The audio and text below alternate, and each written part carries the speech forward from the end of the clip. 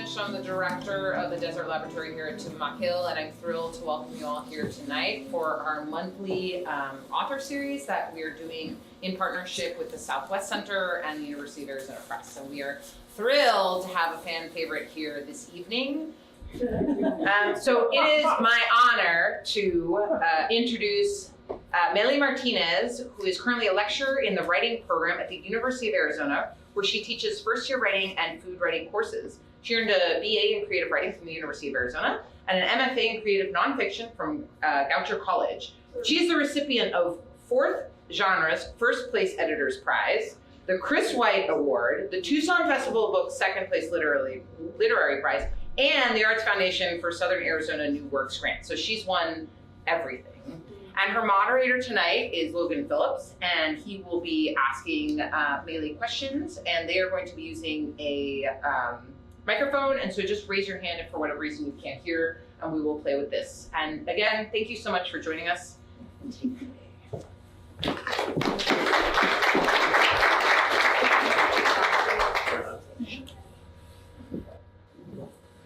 Yes, all right.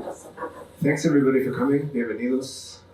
Tumamoc. I'm going to pass it to Melee here shortly to read some excerpts from this wonderful book, which if you have not read yet, I hope you will take one copy home with you tonight and do so. And I don't like it when people talk too much ahead of the author, so I'm just going to pass it over right now. Let you hear these words first. Thank you for being here.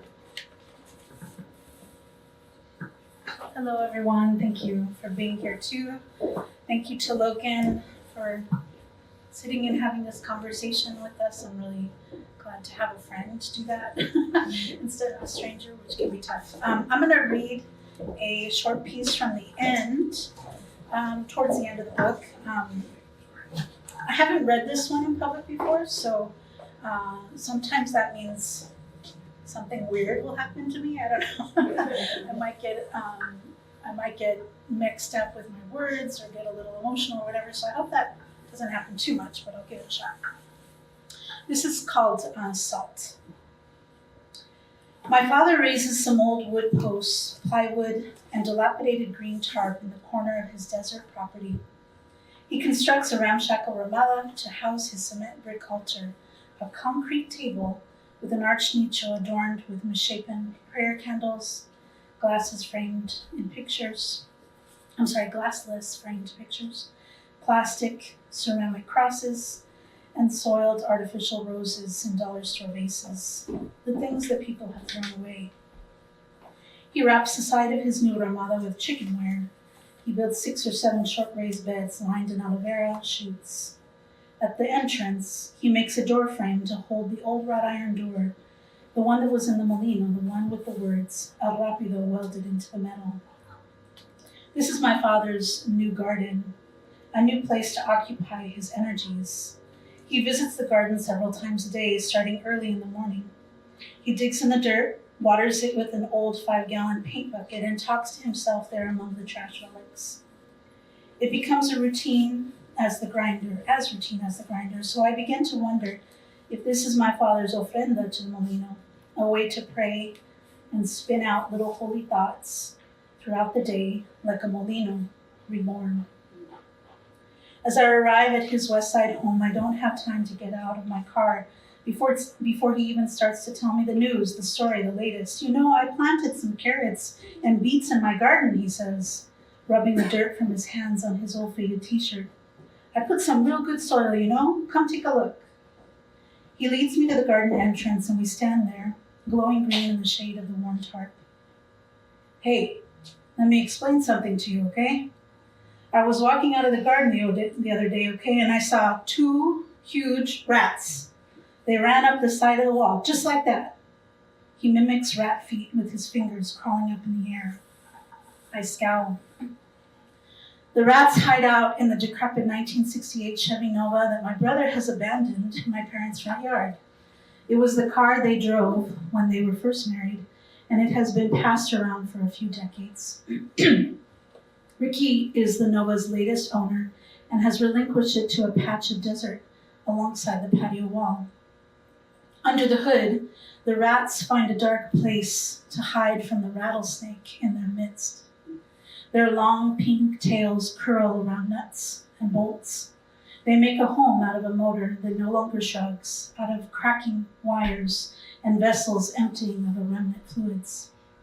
These are not the rodents of the city, feasting on dumpster shrimp tails and asparagus tips. These are desert rats. Man, I put so much work into my little garden, and for what? Nothing. They eat it all, those dirty rats. My father scratches his itch. Everything seems to be against him in this new labor. The desert is hostile. The soil is not good enough, and the plastic containers catching the monsoon rain from the roof run dry before the season's end. The sun beats down on every swath of leaf and tender bud. Even when the plants produce, the creatures in his yard scoop up every worthless vegetable. For some reason, it doesn't bother my father when certain animals eat. He speaks fondly of the javelinas and their babies that look like tiny ruddy puppies. He loves the white-winged doves. He has even named the field mice and coyotes. But the rats are never welcome. 2 of those dirty rats ate the poison I put out, he says. I found them halfway stuck in the chicken wire. You know, I had to use a hatchet to get them out. Oh God, Dad, I say, I cover my face. What? They were already kind of dry. I mean, you know, they had been dead for a while already. How else was I going to get them out? He laughs like a carbonated water burp. I picture those little rats chopped in half, the splinter of bone and morsel of carrot stuck in their teeth, the poison trapping them there before they can escape to the bowels of a dumped vehicle. I think of all the times I've tried to run away too.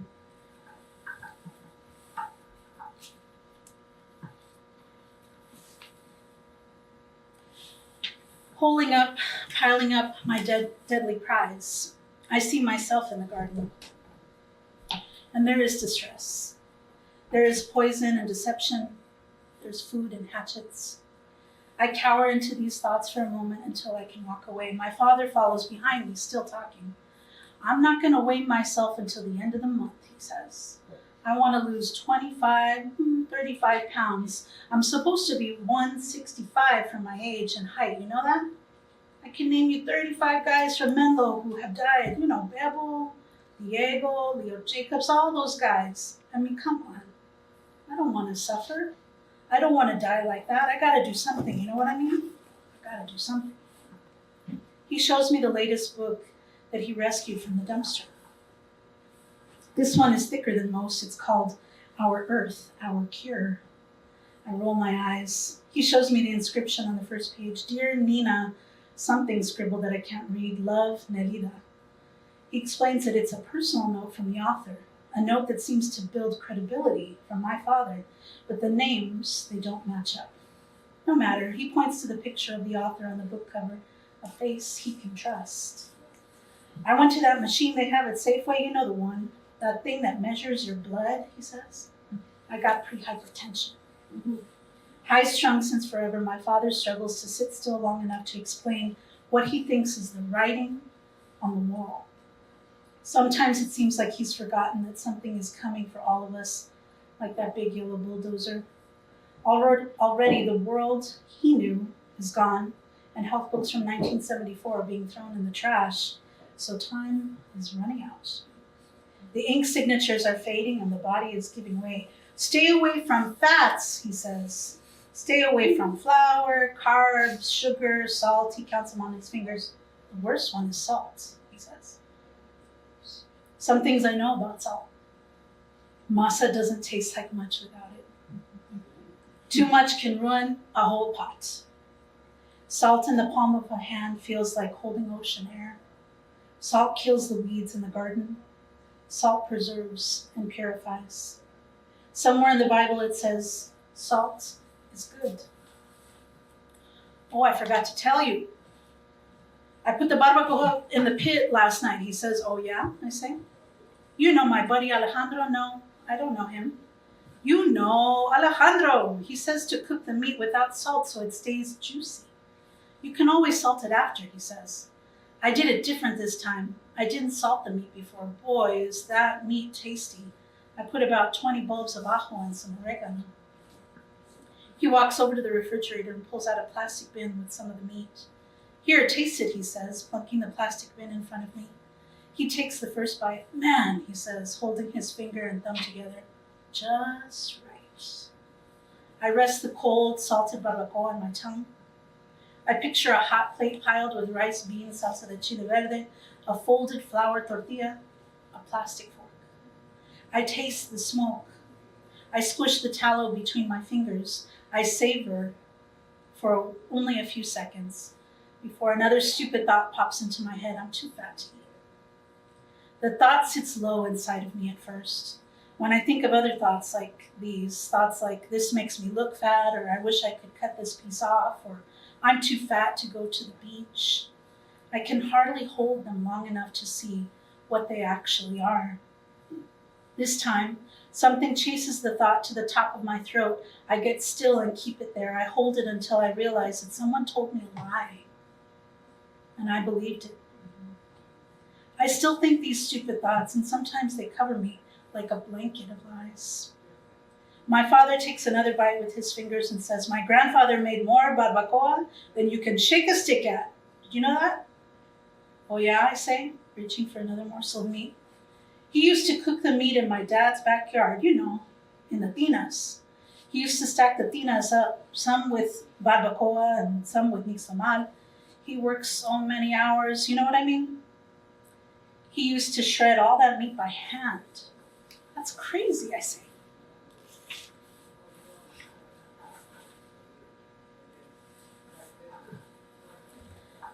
Did I tell you where you used to cater sometimes? The Phoenix Highway? Look, he says. He draws in the air. As you go to Phoenix Highway, there was a little water trough where the water runs by the road. There were a million trees and picnic tables along that water. The city of Tucson catered parties. The city of Tucson's catered parties were out there. We had these tables with all this food, and my brother Tito and I would be serving barbacoa, beans, rice. I don't know how my grandfather fit that much food in the Plymouth. Food for 100 people. 100 people, man. Wow, I say with his food in my mouth. A lot of his parties, he had barbacoa. Then later at the night, the menudo would come out. He'd drive back and forth with the pots. He did so many parties, hundreds of weddings. His stuff was so good, man. He was such a great cook. My father stands and puts the bin away, back in the refrigerator. I gotta get some water, he says. I've been talking too much. I watch him drag his feet across the kitchen floor as he goes out the door to check on the javelinas that rest in the shade of the palo verde tree on the other side of his patio wall. They are starving, pobrecitos, he says, reaching for a bag of crumbs. I won't tell him not to feed the animals anymore. I used to. I tried to convince him that his food is bad for them, that he needs to stop. But they are starving, he says. He doesn't hear my voice. He doesn't listen. He goes and tosses week-old bread, limp lettuce, and a slice of cold pizza over the wall. I eat everything, he says. I'm not on a diet like my father. I'm not looking for a medicinal cure-all for whatever is wrong with me or anyone else. I eat too much, I think. Also, I don't know what I mean when I say too much.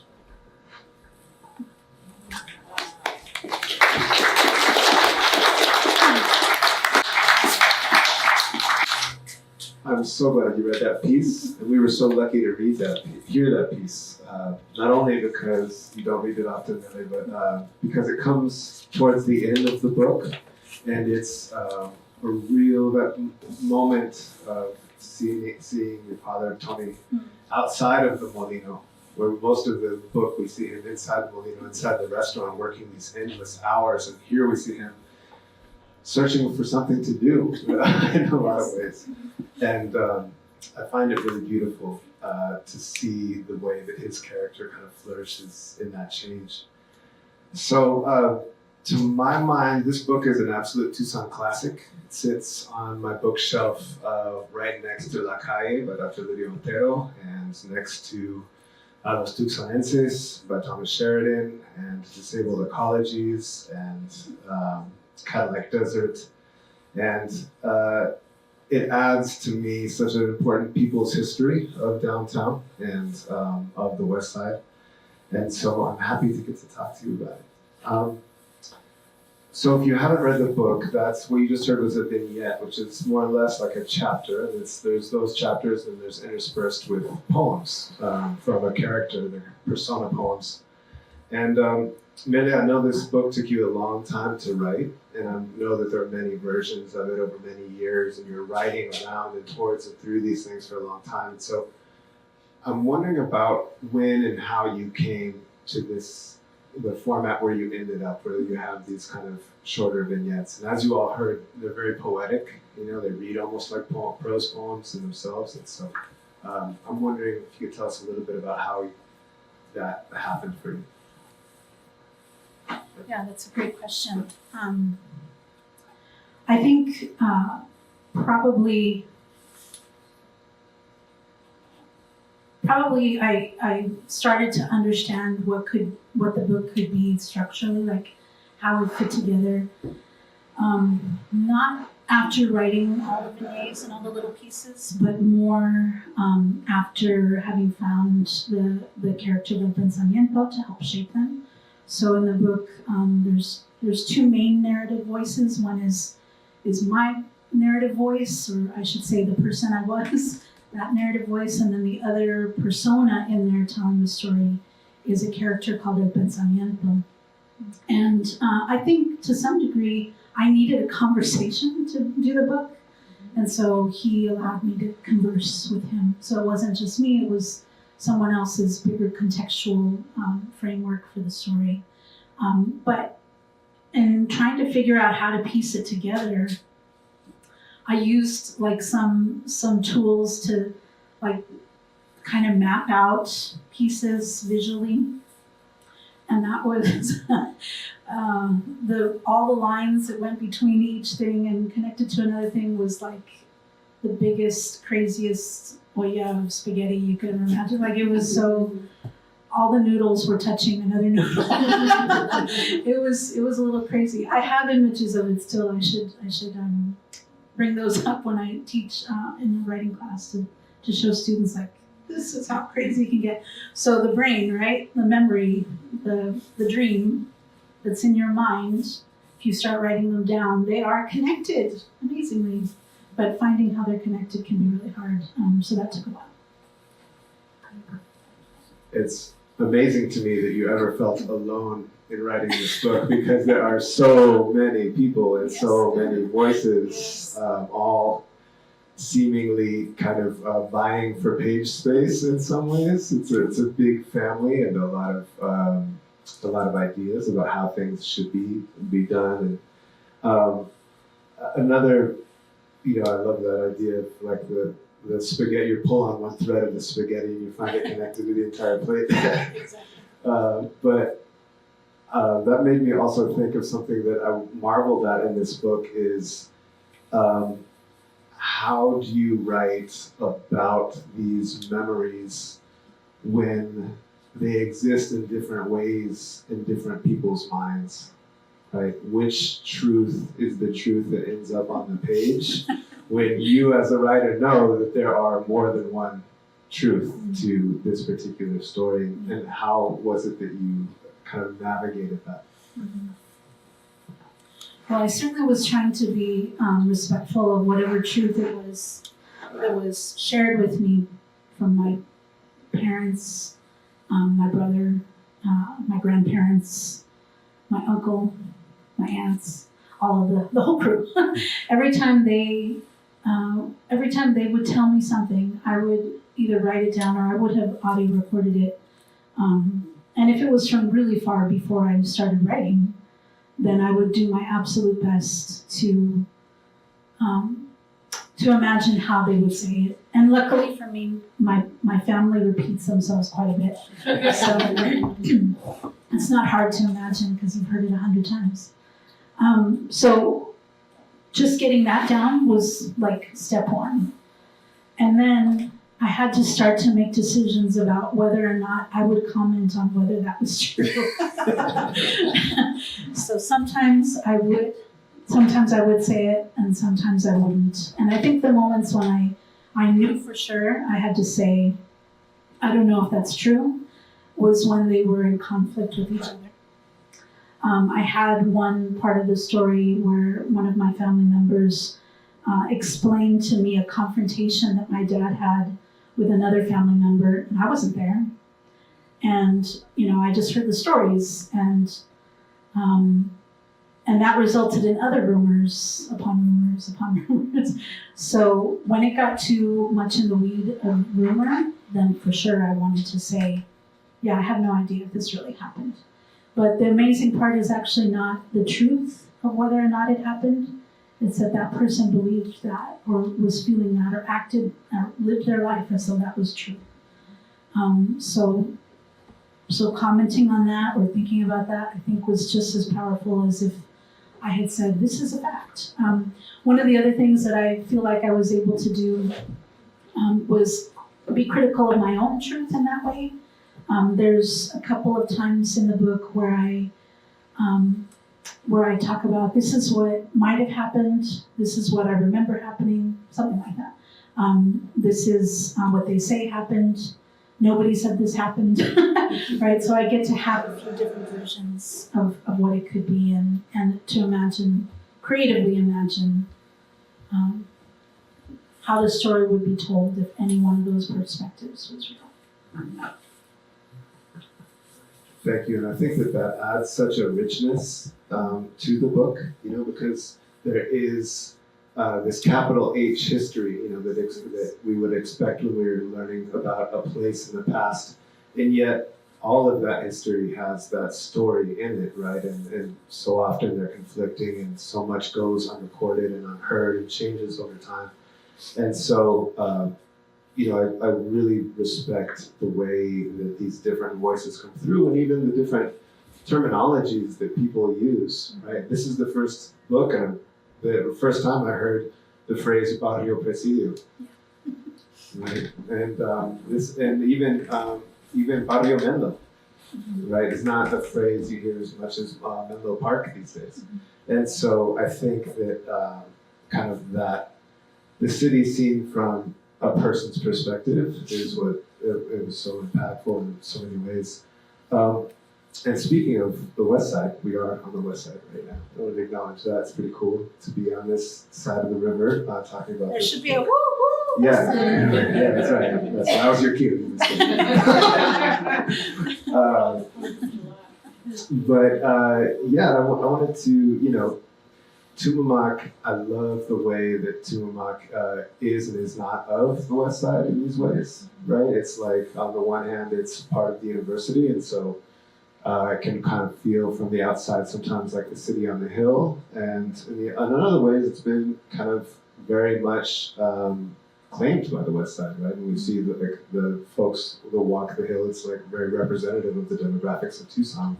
One of the only places in this town that actually looks like the demographics of Tucson, a place that is still to this day so segregated.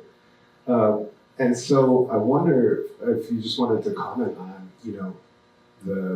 the placeness of this book. Obviously it's gets so much attention with the book, the changes that happened in the Presidio area over the eras, and being on the West Side here.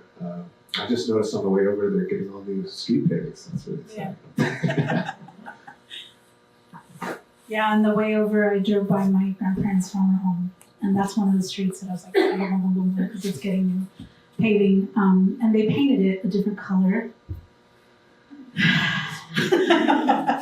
Change is hard. It's like purple.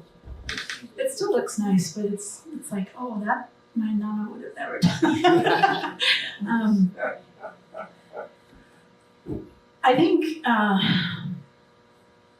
think it would be quite a challenge. Well, I don't know, maybe it's not a challenge. For me, it would be quite a challenge to write any book where about me or my family with the West Side or Tucson not being at least a silent character in the story. I was glad that we got to have a map, an illustrated map in the book, which I talked to the artist for a while to figure out how to do that. Because I didn't want it to be a factual map, kind of like the narrative is not necessarily factual, it's memoir. So it should be like from a person's perspective. So we talked about, what does it look like? And I realized that for the most part, I'm always coming from one side to get to the other, or I'm always circling something. And I think the map does a pretty good job of showing that. But the West Side, certainly not what it was when I was growing up on the West Side. I know there's been a lot of changes here, but there's so many things that have not changed about the West Side, and I feel like that is amazing and unique. The rest of Tucson, it's hard to say that, I think. But the West Side has held to itself, to whatever identity it's been pretty consistent, and I'm super grateful for that.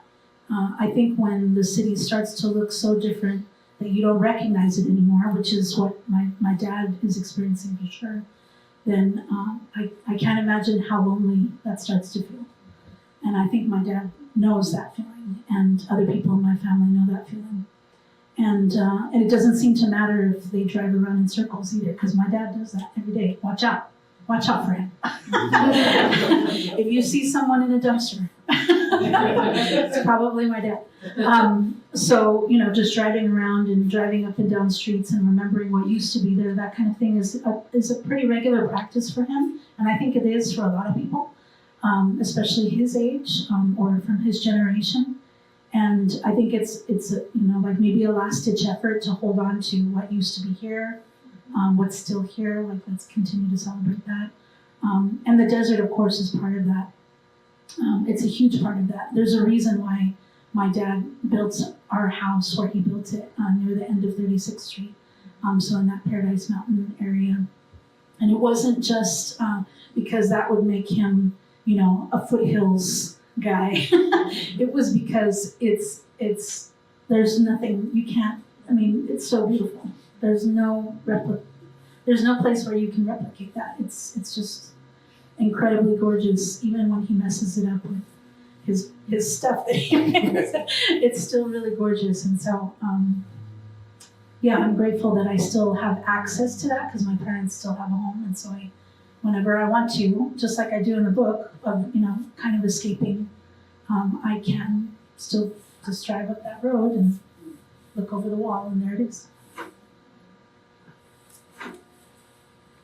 Another thread that emerges as being it's subtle and incredibly moving at the same time, and in some ways it really fully emerges for the first time in the vignette that you read in Salt. This idea of body image and your being in your body in these spaces is very relevant, right? You're not like some floating, omniscient, all-seeing memory person. We're very grounded with you and how you're feeling in your body at that moment. And so, I've seen you discuss the book a number of times, and that's one of the threads that doesn't frequently get talked about, and yet to me adds so much to this book. When thinking about family, especially a family that is so connected to food and to culture through food, and so I wanted to give you the chance to comment on that. Yeah, that angle in the story is definitely one that was extremely painful for me to write. It's very hard for me to talk about, but I'm glad I was able to get some of it down on the page. It's something that I'm still haven't figured any of that out. Like, it's still 100%. I don't know, what to do or what to say, or like the conversation that I read, between me and my dad. It's that it hasn't evolved much. We've had the same conversation, like a week ago. So it's not like I think to some degree I was hoping maybe through writing all of this that I would figure something out. I didn't.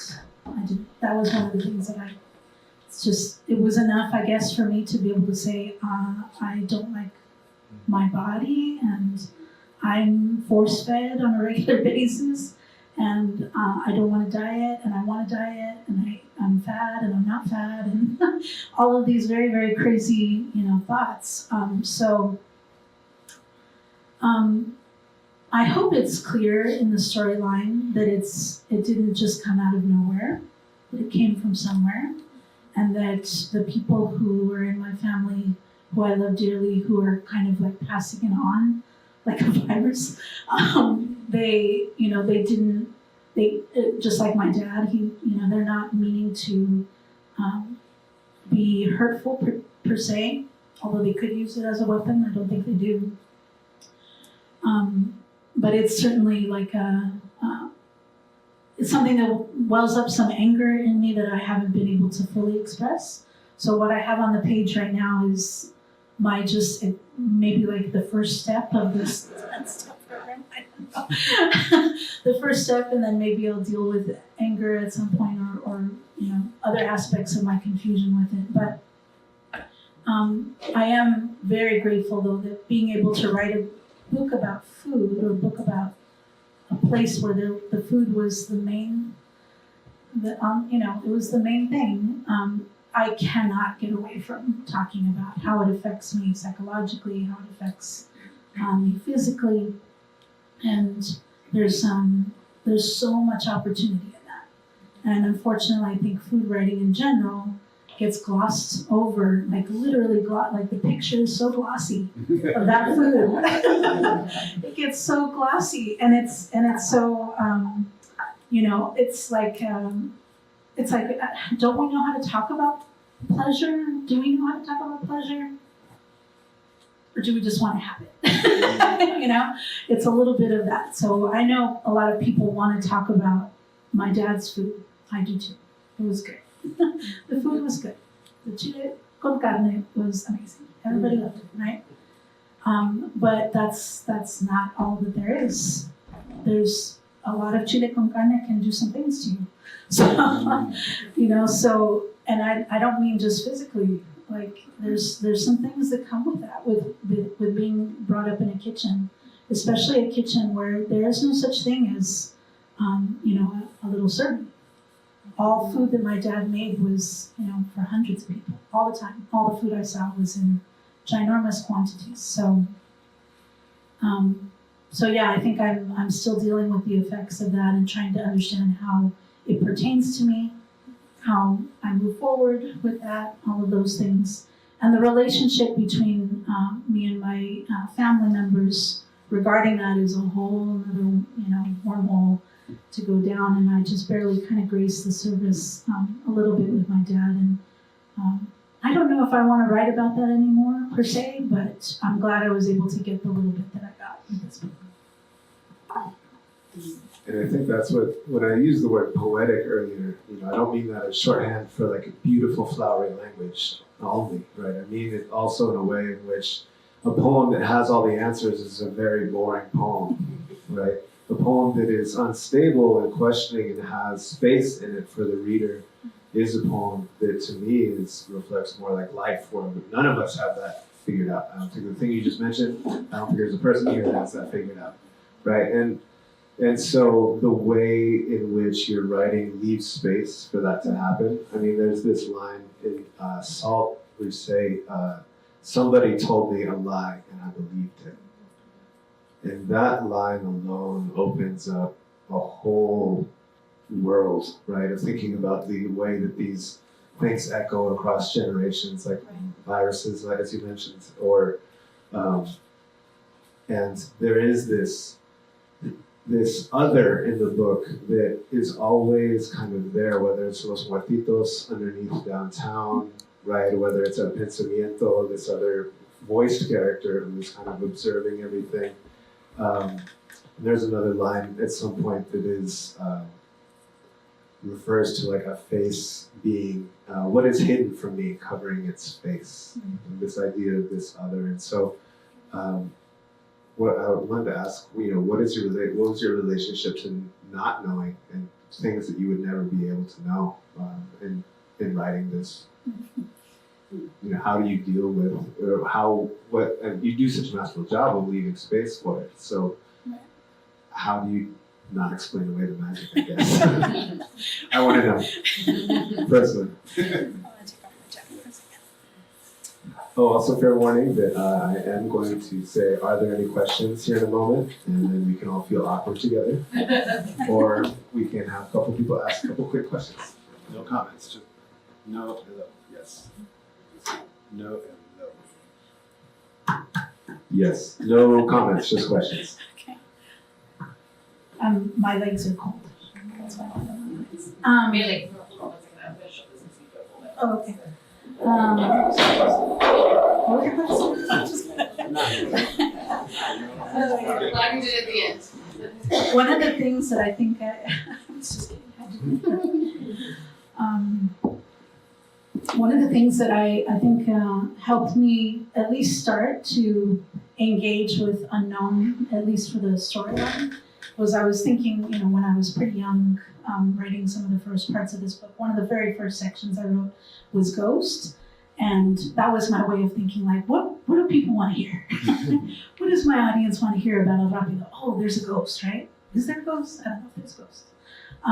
And so my only entry into that was to write a story about what I felt in the house that's next to the kitchen. And so I wrote that story, and literally a decade went by, and I had been asking my dad, while my grandmother was still alive, I asked her, I wanted to get down to, I really wanted them to just say, yes, there's a ghost. There was a ghost, and explain who it was, and then I would have like this nice little wrapped up thing. But my dad said, and I mentioned this in the book, my dad will tell you anything. He will tell you any kind of crazy. He makes stuff up like that's insane. He wouldn't ever say that there was a ghost in there. So it's like, of all the things that you'll make up, you won't make this up. And it's just, aliens of all kinds, but no ghosts, right? And then I asked my grandmother, and she had a story to tell me about how nobody in the house has ever died, and that's why there's no ghost. Don't worry, mijita, you're fine, which it took me a long time to realize she was probably telling me that because I was a little kid in that house. She didn't want me to be scared. Because somebody did die. Her mother died in that house, which I found out later. So this drive of a mystery, right, for a writer, I think is so important. And if you can't figure out what the question is of the mystery for you as a writer, then you might stop writing sooner than you want to. So I just chased every single mystery I could chase. And luckily for me, I had a lot of questions. I wanted to have like a firm resolve of how I belong in Tucson.